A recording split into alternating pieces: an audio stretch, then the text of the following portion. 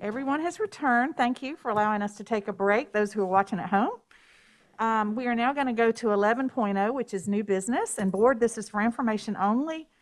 We're going to start with 11.1, which is a report on sole source and emergency procurement annual report. And I'm going to turn this over to Mr. Salters. Mr. Salters? Thank you, Madam Chair, members of the board. As information this evening, I present to you in the packet the sole source and emergency procurement contracts that were entered into this last year. From July 1st to December 31st of 19, we had 14 sole sources and 6 emergencies. And then from January 1, 2020 to June 30, we had 1 sole source and 22 emergencies. And if you look closely at the report and you notice that in the spring, you see those brackets and it says COVID-19. What I've done is I've asked our finance team to use a certain designation on all purchases related to COVID-19. And the main reason for that is we did get CARES Act funding. We potentially may get other sources of funding as we go forward. Recently there was a story out about some funding that the governor released to school districts. And that was a situation where we were asked to fill out a survey related to our needs. Well, in our district, we were very proactive and couldn't wait on, I guess the state to get information to us. We went ahead and secured contracts and made orders for our PPE needs. And so at kind of the nth hour, the state, actually the governor's office came back after districts responded to the survey, which we did respond initially, and they said that they were going to fund some needs for districts. So it was a situation where we had already bought our stuff, and so we kind of got penalized for being out in front, along with some other districts who were proactive as well. But we feel like other sources of funds are going to come down the pipe, and we need to be able to have those funds tracked so we can go back and retro that stuff. So that's what the COVID designation is. That's also the reason there are more emergencies in the spring. We needed to get some equipment and supplies immediately. And I will point out to you, when you see emergency contract, that does not mean that the product or goods or services were not competed.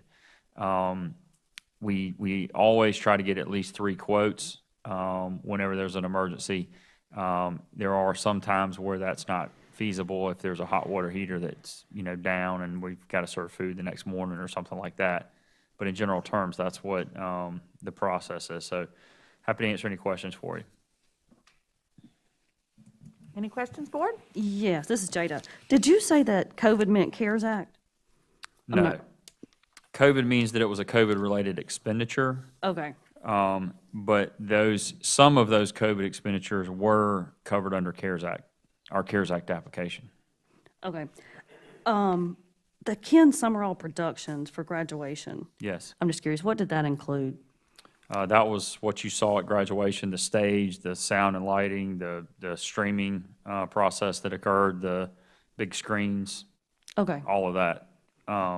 It also included the stage that was in the back at Lexington High School, where students had to sit because of the capacity of that stadium. And it included the tear down and the setup to move it from school to school to school, because correct. that's very expensive. The logistics of moving. Yes, ma'am. That's right. Did that include the DVDs, or was that someone else? The DVD itself, where'd Mary Beth go? It was produced by, it was recorded and produced by them, so I'm assuming that was part of that. Okay, that was the only one I had a question about. Okay. Thank you. Yes, ma'am.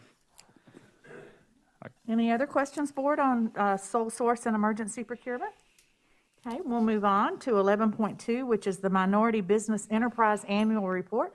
And again, this is Mr. Salters, and board, this is for information only. Mr. Salters? Okay, thank you, Madam Chair, members of the board. As you recall, just recently you guys approved an annual minority business target goal, and your percentage for fiscal year 1920 was 0.5%, or 0.5% of all expenditures And the dollar goal, as you can see from the information, is $460,000 of expenditures. And I'm happy to report for the fiscal year, we exceeded that goal and we had $580,205.03 worth of expenditure. So we're pleased to report to you this evening that we did achieve that goal this past year. I will remind you that it's the district's position that we set the goal every year, but we always compete goods and services, and we don't pay a premium just to recognize a minority business. We always take the lowest price. And so it happens that in this particular year, we were able to meet the goal. And really one of the things that kicks in that helps that is our construction projects. If you look back historically when we're doing a lot of construction, fortunately there are a lot of minority business-owned construction companies, and so that helps achieve that goal. Any questions on that one, board? Yes, this is Jada. So looking over these reports, the MBE amount and the award amount are all zeros. But then the total amounts at the bottom have dollar figures. I didn't know if I was missing something there. No, I'll double check that. That's the way it printed. I'll look at the breakdown and get you an updated copy of that. Okay, so there's actually supposed to be numbers there. Yeah. Okay. The totals are correct. The numbers just didn't print correctly on that report that Okay. you have. I see that just now. I'll get you an updated version of that. That's fine. Thank you. Thank Any you. other questions? Okay, we'll now move to 11.3. Board, this is first reading. We will take a vote at our next meeting. This is the new Title IX policy. We discussed it at the last meeting. This is based on a regulation that has come down from the U.S. Department of Education. And I'm going to turn it over to Mr. Stacy, our Chief Human Resources Officer. And board, this is for information only, but we will be voting this in as a policy at a future date. So, Mr. Yes, Stacy? ma'am. So I bring to you tonight for first reading Policy A, XX Title IX. And the reason it's XX is because the School Board Association will have to codify it once we get this approved. The proposed policy, Title IX, provides a structured grievance process for sexual harassment as outlined in and required by new federal regulations accompanying Title IX of the Education Amendments Act of 1972.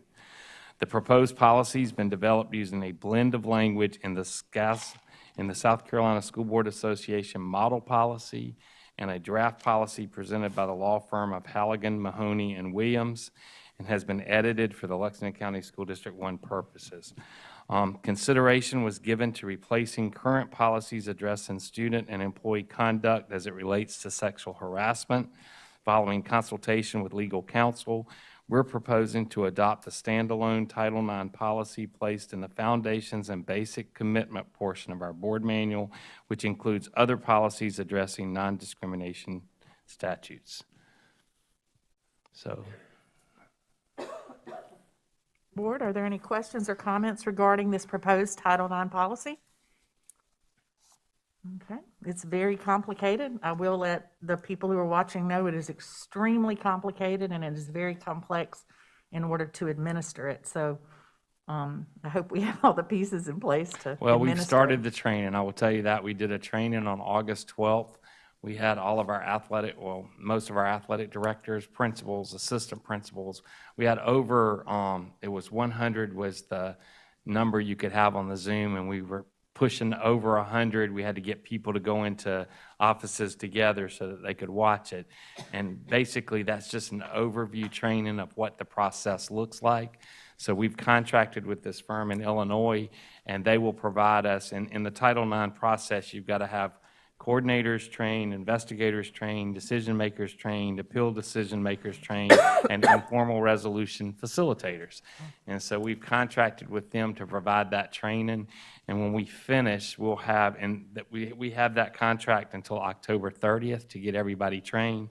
And when that's over, we've kind of played it out today, kind of laid it out. We'll have more than 84 people that are trained in different aspects of this Title IX process. And we really have to look at it from an employment side and also from a student side. So Jeff Caldwell and I have worked closely together, had numerous conversations about how we'll lay this all out. Yes, it's very cumbersome. Right. Well, we appreciate the work you guys are doing on that.